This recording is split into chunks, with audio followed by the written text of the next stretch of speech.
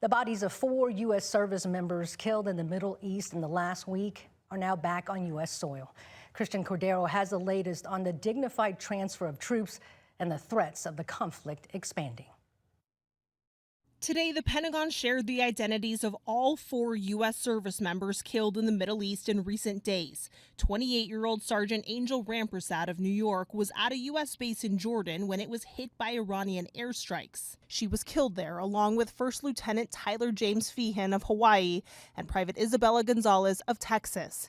Sergeant Michael Emmanuel Swinton of North Carolina was killed in Iraq during the controlled detonation of an Iranian drone. Today, the bodies of all 4 soldiers are expected to return home. We're going to honor them, and one of the hardest things to do. For me, it's one of the hardest things to do as a president, but has to be done. It follows several social media posts from the president comparing the number of U.S. service members killed in his Iran war to other wars throughout history, appearing to downplay the current death toll of at least 18 service members killed in 4 months. The president, who has never served in the military, has repeatedly cited past U.S. wars to defend his operations. But it's also important to point out this has been an air war.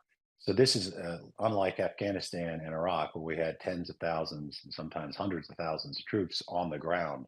This is an entirely different conflict from those conflicts. So the comparisons are essentially not the same. The war with Iran has now passed its 11th consecutive night of back-and-forth airstrikes. The Strait of Hormuz is essentially impassable as the U.S. and Iran jockey for control. In another social media post, Trump threatened to bomb one bridge or power plant anytime Iran shoots at a ship in the strait.